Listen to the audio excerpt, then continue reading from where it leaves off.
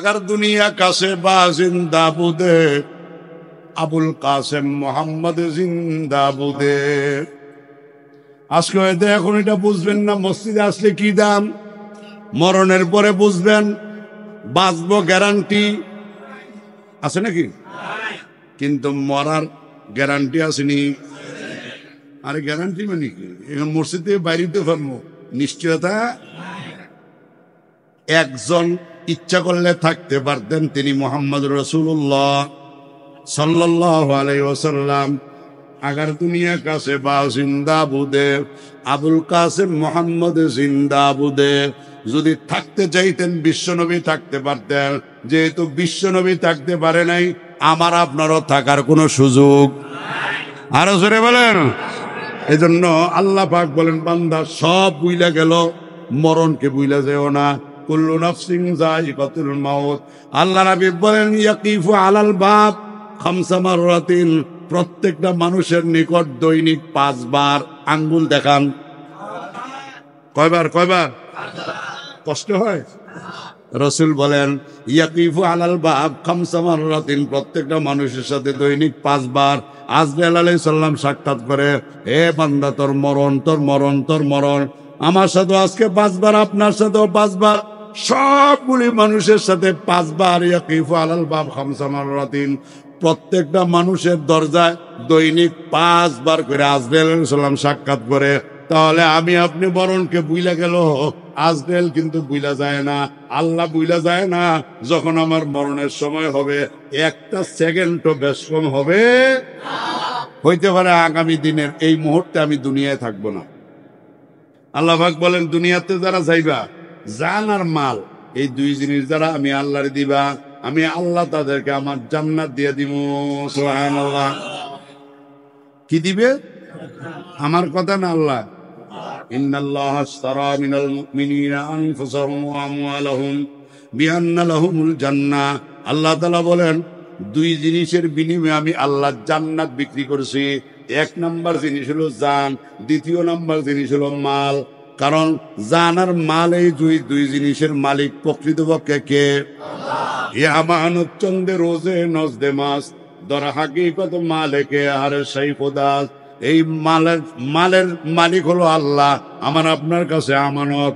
আল্লাহ যখন চাইবে তখন দেওয়া লাগবে। আপনার কাছে আমানত রাখছে 500, যখন চাইবে ওই 500 টাকাটাই, যেই নোটটা দিছে ওইটাই দেওয়া লাগবে।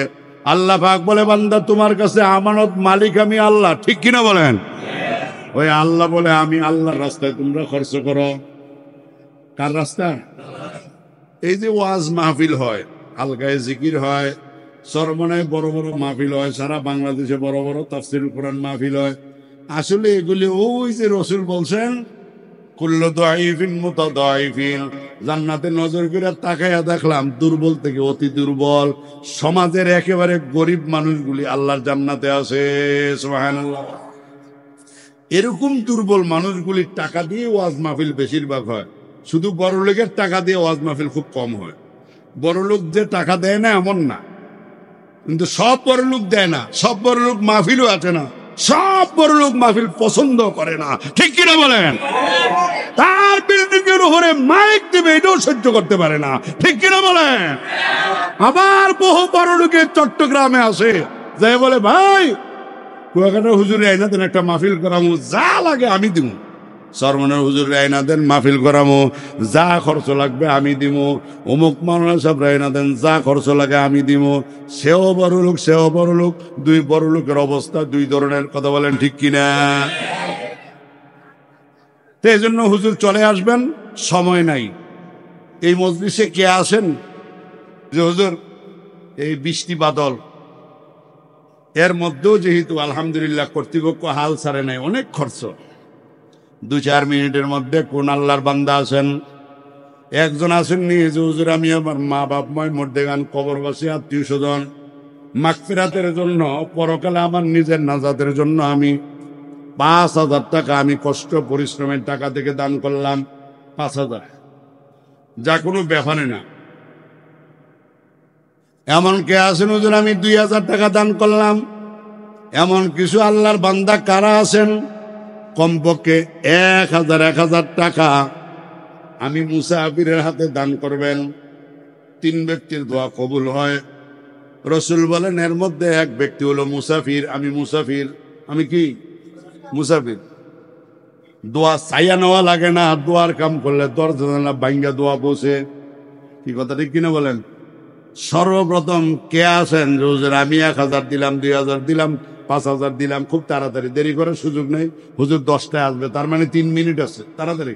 আলহামদুলিল্লাহ। ভাইয়ের নাম নাকি মোহাম্মদ আলী নূর ভাই দিলেন 1000 টাকা। আল্লাহ কবুল করেন, বলেন আমিন। আল্লাহ জানে মালে হেফাজত করেন, জনে জনে বাড়াইয়া দিয়েন, রোগ বিমার ভালো করেন। আলী নূর ভাইয়ের কামায় রোজগার বাড়াইয়া দিয়েন, বরকত দিয়েন, বংশের কবর জান্নাতের বাগান বানাইয়েন। জোরে বলেন আমিন। তারপরে কে আছেন খুব তাড়াতাড়ি 1000 টাকা পারলে একজন ভাই 5000 টাকা নগদ দিবেন, আজকে নাই আগামীকালকে দিবেন, এমন ওয়াদা যদি কেউ করতে পারেন দিয়া দিবেন। অথবা 1 সপ্তাহের মধ্যে দিবেন, বলে যাবেন 1 সপ্তাহ পরে না চাইতে নিজ দায়িত্বে বসে দিবেন 5000 টাকা। আর 1000 টাকা কিছু আল্লাহর বান্দা দিনের জন্য। এই দুনিয়াতে এই আছে এই নাই, এটাই নাজাতের উসিলা, এটাই নাজাতের উসিলা। 1000 টাকা কিছু আল্লাহর বান্দা। দেখি আলী নূর ভাইয়ের মতো চাইতে দেরি দিতে দেরি নাই। আল্লাহ বলে আমিও মরণের পরে জান্নাত দিতে দেরি করব না। ঠিক কিনা বলেন? আখিরাতকে আগে রাখেন। 1000 টাকা এক নেকি গারে গুই বান্দা করে, এক কি বদলে মে উসকু 10 মিলে, মান জা বিল হাসানাতি ফালাহু আশরু আমসালিহা। আল্লাহ রাস্তায় যে 1 দিবে, আমার আল্লাহ তারে কমপক্ষে 10 গুণ বাড়াইয়া দিবে। এক নেকি গারে কুই বান্দা করে, এক কি বদলে মে উসকু 10 মিনিট। যারা দিবেন একটু দাঁড়াইবেন, কষ্ট করে হাতে হাতে পৌঁছে দিবেন। আনোয়ার ভাই দিলেন 1000 টাকা। আল্লাহ কবুল করেন, মনের আশা পুরা করেন, নেক হায়াত দান করেন। রাহমাতুল্লাহি ওয়া বারাকাতুহু।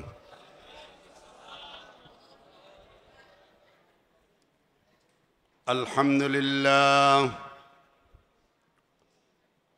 আলহামদুলিল্লাহি ওয়া কাফা ওয়া সালামুন আলা ইবাদিহিল্লাযীনা ইসতাফা। আম্মা বা'দু ফাআউযু বিল্লাহি মিনাশ শাইতানির রাজীম। বিসমিল্লাহির রহমানির রহিম। يا أيها الذين آمنوا اذكروا الله ذكرا كثيرا وسبحوه بكرة وأصيلا. قال رسول الله صلى الله عليه وسلم أكثروا ذكر الله حتى يقول مجنون. وقال تعالى إن الله وملائكته يصلون على النبي يا أيها الذين آمنوا صلوا عليه وسلموا تسليما. সকলে মহব্বতে দুরূদ শরীফ পড়ি। আল্লাহুম্মা সাল্লি আলা মুহাম্মদ وحبيبنا ومولانا محمد صلى الله عليه وعلى آله وأصحابه وبارك وسلم. اللهم صل على سيدنا ونبينا وشفيعنا وحبيبنا ومولانا محمد صلى الله عليه وعلى آله وأصحابه وبارك وسلم. بلغ العلا بكماله كشف الدجى بجماله حسنت جميع خصاله صلوا عليه وآله. رہے میرے مسکن حوالے کعبہ بنے میرے مدون دیار مدینہ. بلغ العلا کشف الدجى بجماله حسنت جميع خصاله صلوا عليه وآله یہ شہادت گاہ الفت میں قدم رکھنا لوگ آسا سمجھتے ہیں مسلمان ہونا بلغ العلا بکمالہ کشف الدجا بجمالہ حسنت جمیع خصالہ صلوا علیہ وآلہ لا الہ الا اللہ لا الہ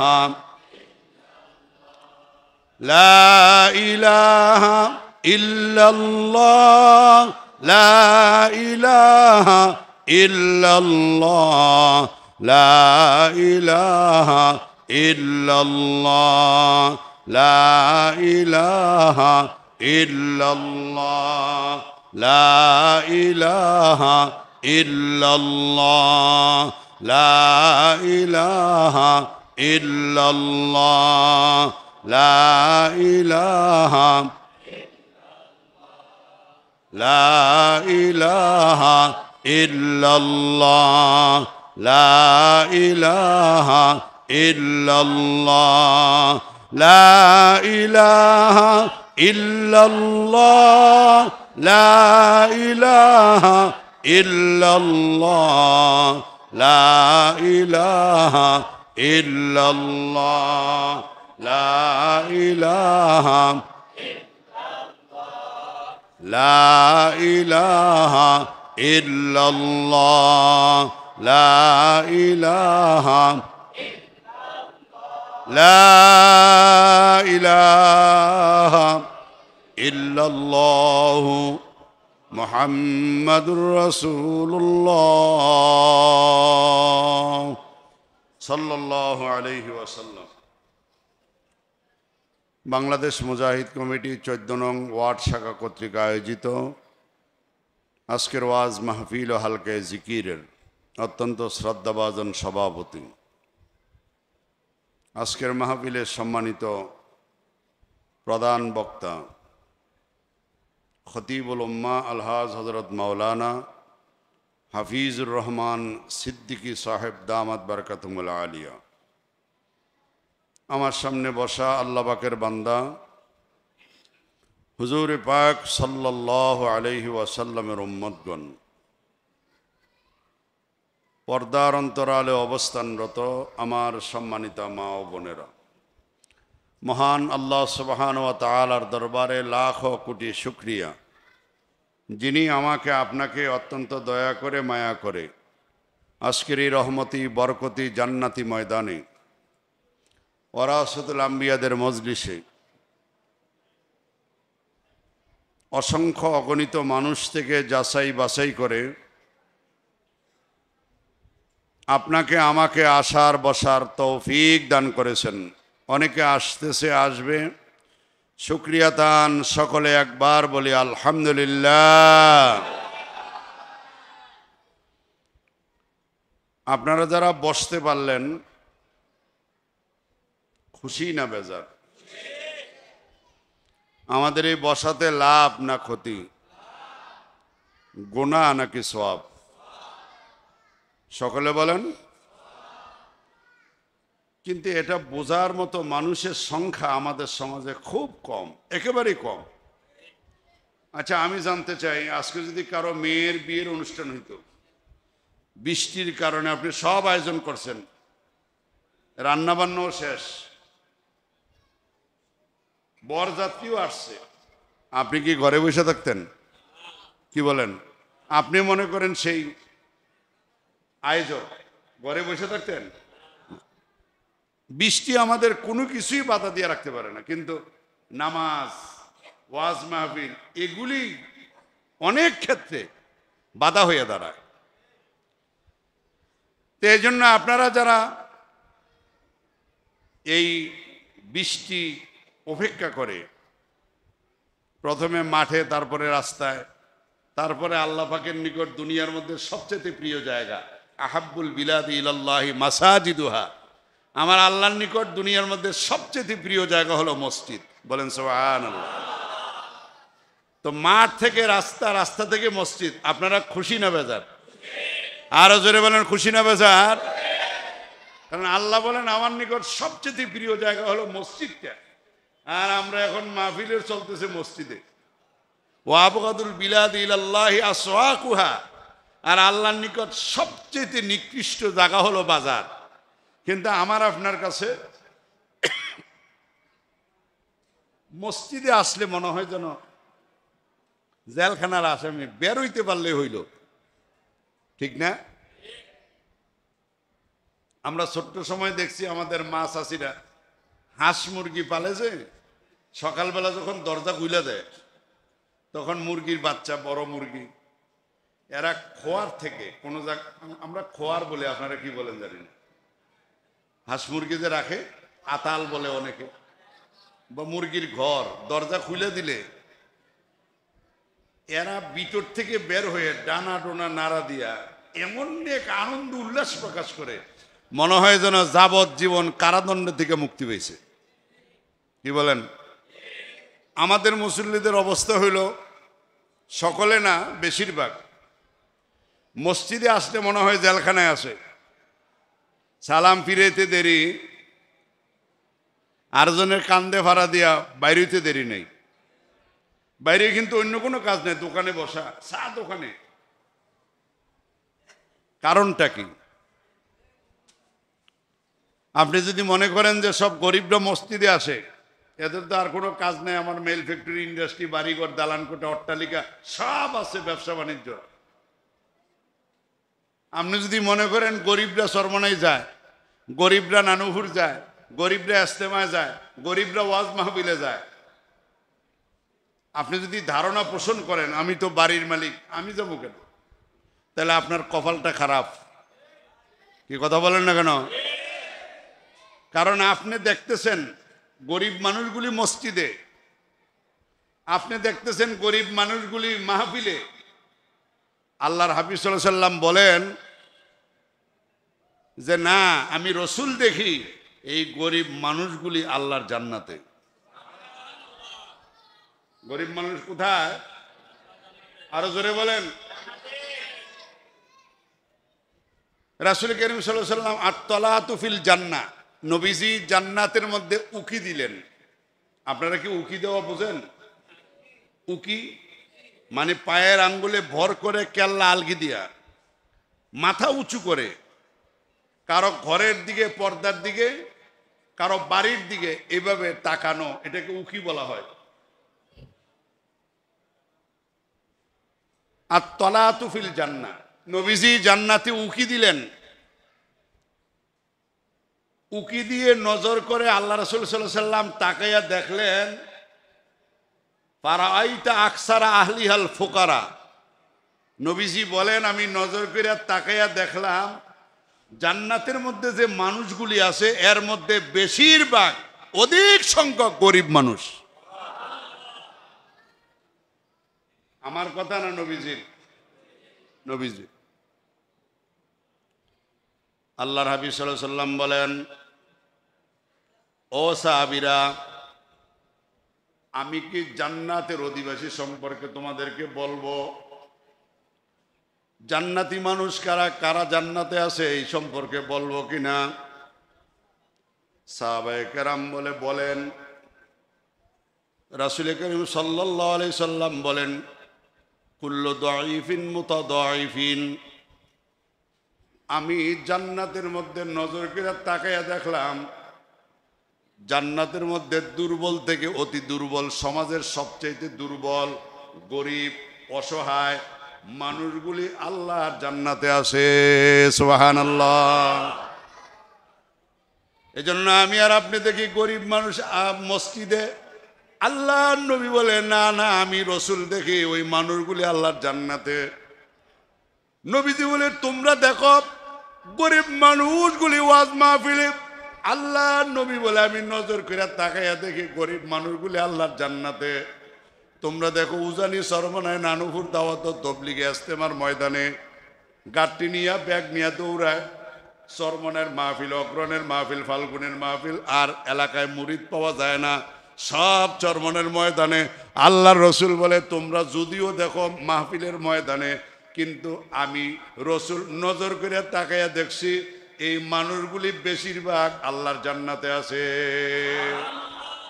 কুল্লু দাঈফিন মুতাদাঈফিন, কুল্লু দাঈফিন মুতাদাঈফিন, সব গরিব মানুষ কোথায়? এই জোরে বলেন কোথায়?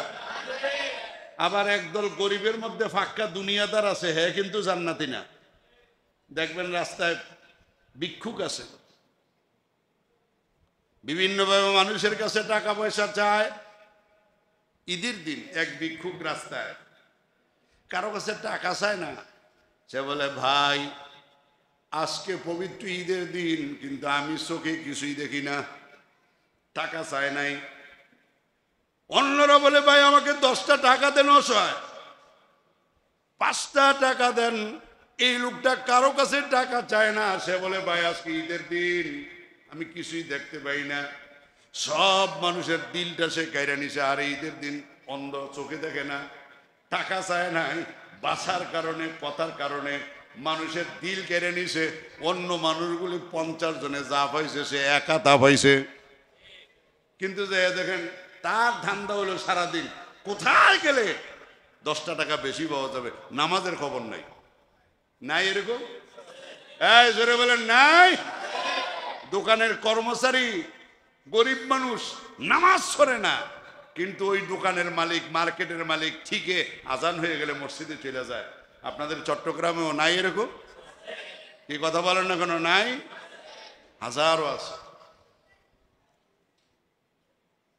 রাসূল কারীম সাল্লাল্লাহু আলাইহি ওয়াসাল্লাম বলেন কুল্লু দাঈফিন মুতাদাঈফিন। জান্নাতের মধ্যে নজর করে তাকাইয়া দেখলাম গরিব মানুষগুলি আল্লাহর জান্নাতে, বেশিরভাগ গরিব মানুষ।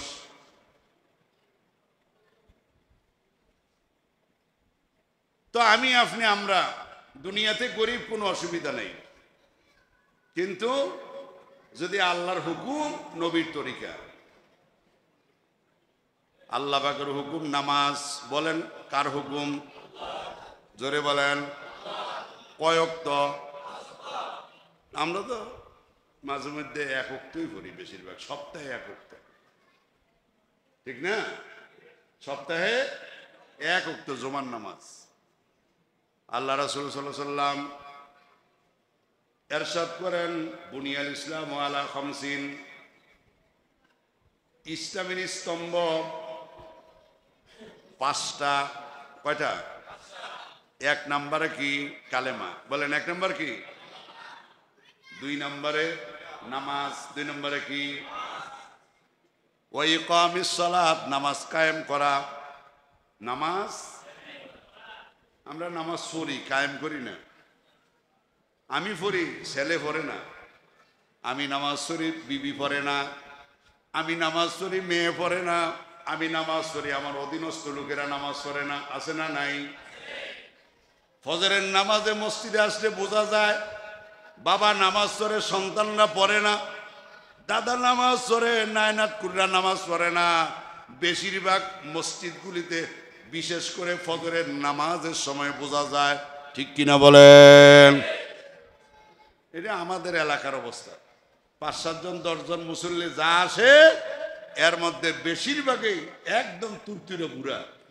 ওই আমার ভাই মাওলানা ওলিউল্লাহ ভাই, এক মাদ্রাসার মোহতামিম, 2 মাদ্রাসা, বলছে ভাই আরো পরে যদি হয় তাহলে ঠ্যাং আর একটা বাড়বো। আমি কি রে, বয়স বেশি লিখে ফাও আর একটা বাড়ে নাকি? তা পরে কয় না, লাডি বরকরণ লাগে, তো ওইটাও তো আর একটা ফাওয়ের মতো।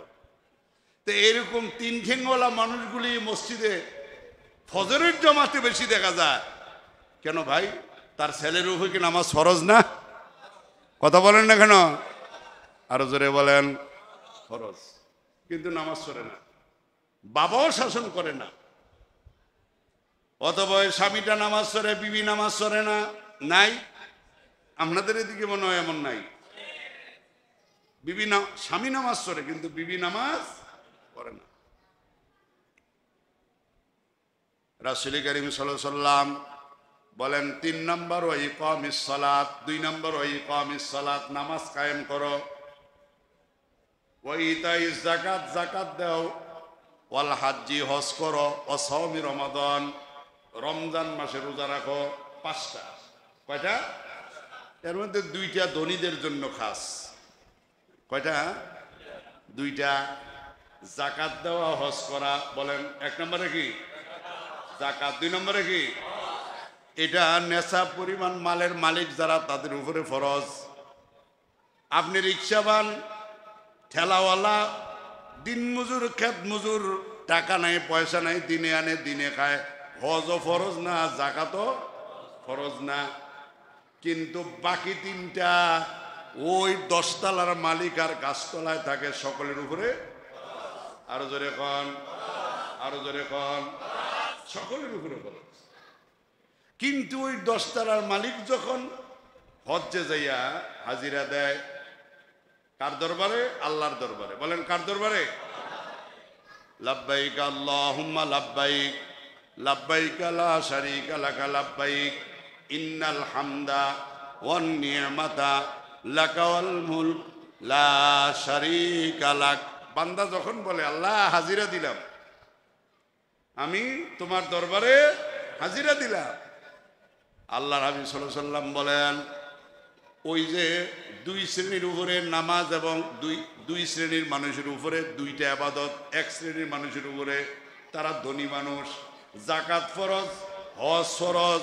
যেই লোকটা হজে যাওয়ার আগেও নামাজ পড়ে নাই, হজে যাওয়ার আগেও রোজা রাখে নাই, হজে যাওয়ার আগেও পর্দা করে নাই, হজে যাওয়ার আগেও সুদ খাইছে, নিয়ত আছে আসার পরও সুদ খাইবে, হজে যাওয়ার আগে বেপরদা, নিয়ত আছে হজ থেকে ঘুরে আসার পরও আবার প্রধানমন্ত্রী, আবার এমপি, আবার উপজেলা চেয়ারম্যান, আবার ওয়ার্ড কাউন্সিলর হবে, এমন নিয়ত আছে না নাই?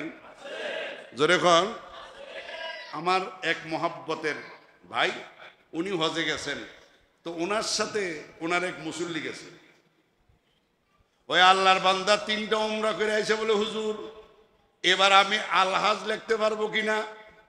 ওই আল্লাহর বান্দা মাওলানা সাহেব বলে, আলহাজ লেখার কারণটা কি, দরকারটা কি? কয় হুজুর আপনি জানেন না, সামনে তো নির্বাচন। সামনে কি?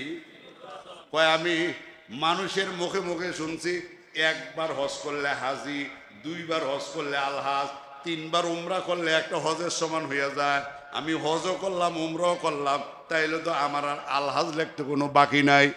ওই ইমাম সাহেব বলে, আল্লাহর কসম, যদি আমি জানতাম আপনি এই নিয়ত নিয়ে মক্কা মদিনায় আসছেন, তাহলে আমার 1 লাখ টাকা স্পেশাল ভাবে দিলে, অতিরিক্ত দিল, আমি আপনার মতো পাক্কা দুনিয়াদার নাম কামাই করার জন্য হজে আসছেন, আপনার আমি আমার সাথে হজে আনতাম না। আমি জানতে চাই এমন নিয়তওয়ালা হাজি আমাদের সমাজে আছে না? না, আপনাদের চট্টগ্রামে নাই? হ্যাঁ, আমি গেলাম, ভাই উনি আবার হজ করলো কোন দিন? অনেক আগের কথা। হুজুর উনি সিটাইঙ্গা হাজি। আমাকে চট্টগ্রাম কি আবার হজ হয় নাকি? কয় না, হ্যাঁ খুব বখিল মানুষ, মানুষে যখন কি চেয়ারম্যানের ভোট দিব, এ হজই করে না। তো সে হজের সময় সবার বলে গেছে যে আমি হজে যাইতেছি। আবার যখন হজ শেষ, সে বাড়ি আসছে, খবর নিয়ে জানা গেছে সে চট্টগ্রাম অবস্থান করছে। এরে এরে কয় সিটাইঙ্গা হাজি। তাইলে আল্লাহর সন্তুষ্টি তার উদ্দেশ্য না, মানুষের মানে মুখে যেন হাজি শব্দটা উচ্চারিত হয়, এটাই হলো তার উদ্দেশ্য। আচ্ছা, আল্লাহ অন্তরের খবর জানে না জানে না? আরো জোরে কন, আরো জোরে কন। ওমা তুখফিস সুদূর, অন্তর্জামী কে? জোরে বলেন। আমি আপনি বলি নাই, আল্লাহ পাক ওই না বলা কথাটাও জানে।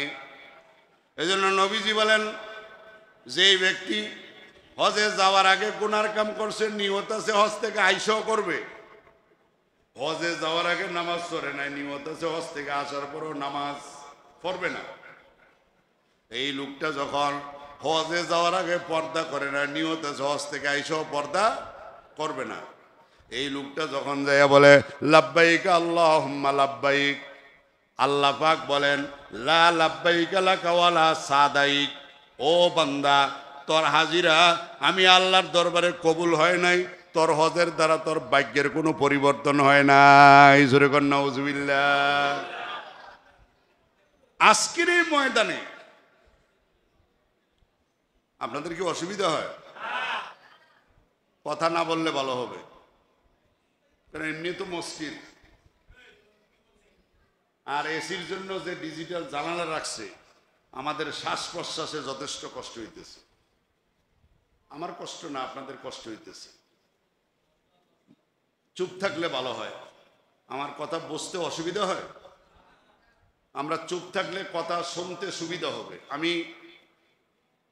লক্ষ্মীপুর জেলা দমদমা একটা জায়গার নাম, একটা মাদ্রাসা আছে, ওইখানে আমাকে দাওয়াত করছে।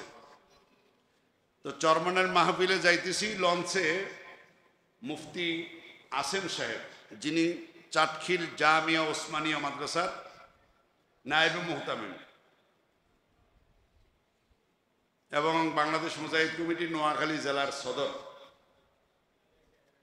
আপনাদের চট্টগ্রামে উনি বয়ান করছে কয়েক জায়গায়। উনি আমারে বলতেছে, রহমতপুরি সাহেব আপনি কি দমদমায় মাহফিল রাখছেন? নোয়াখালীর কেউ আছেন নাকি এখানে? লক্ষ্মীপুর নোয়াখালীর দমদমা আছে না? তো আমি বললাম জি হযরত রাখছি। তো কয় যে ওইখানে কিন্তু মাইক ছাড়া বয়ান করা লাগে। আমি কি ইন্নানিল্লাহ,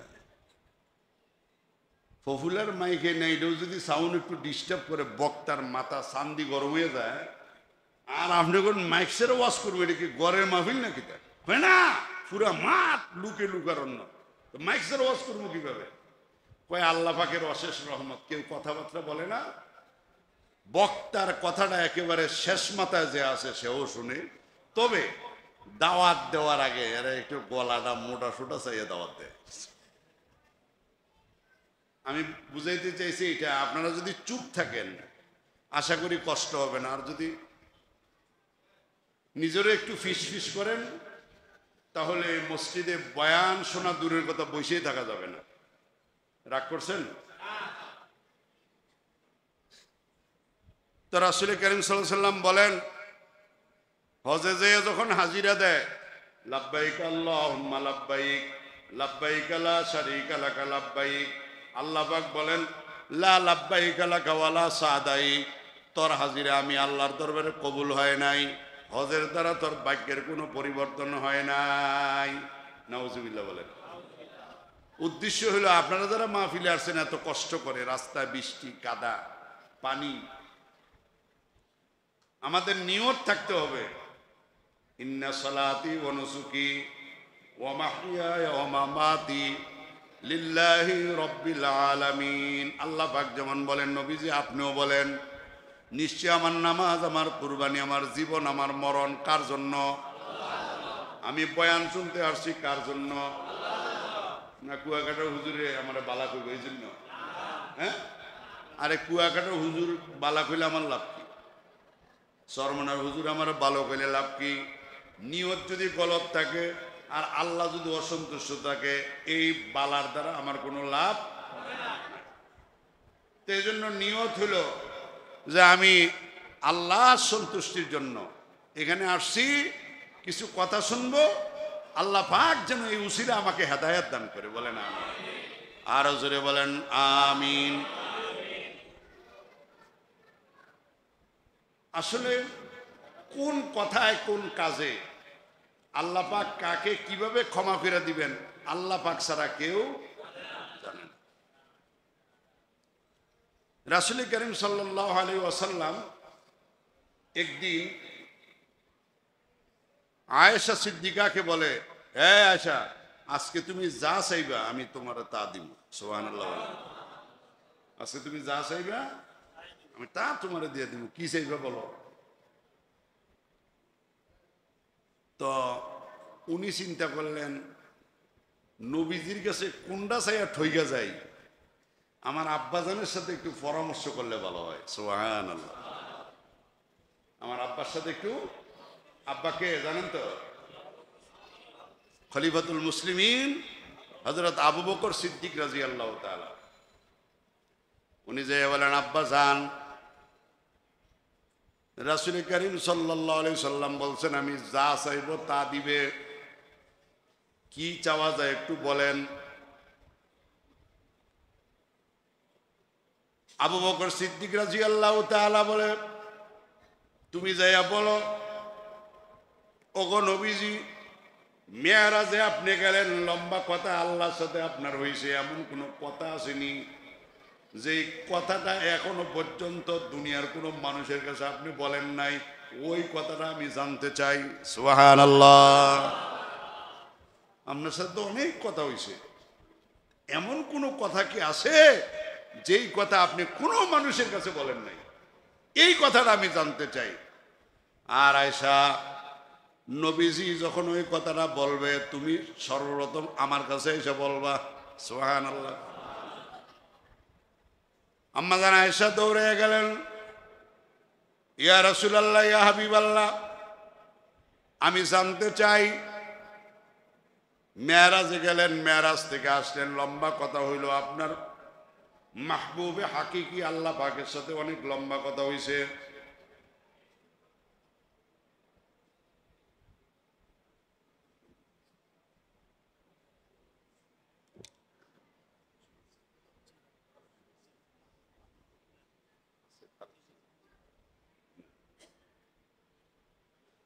তো আলহামদুলিল্লাহ, সময় তো কম। আবার যখন আপনাদের সাথে তো আমার প্রায় দেখা হয়, দেখা হয় না? চট্টগ্রামে তো আলহামদুলিল্লাহ ছোট বড় অনেক মাহফিল আল্লাহ পাক আমাকে নিয়ে আসেন। আজকে আমি আসার কথা ছিল না, আজিজুল হক আল মাদানী সাহেব হুজুর আসবেন না, এই জন্য সম্ভবত কর্তৃপক্ষ পরামর্শ করে আমাকে নিয়ে আসছে। তা আলহামদুলিল্লাহ, এই বৃষ্টি বাদলের মধ্যেও এই যে সুন্দর আয়োজন, আমি তো বললাম মাঠ, মাঠ থেকে রাস্তা, রাস্তা থেকে ডাইরেক্ট আল্লাহর ঘর। সুবহানাল্লাহ। খুশি না বেজার? লাভ না ক্ষতি? নেকি কম না বেশি? বেশি। এই কারণে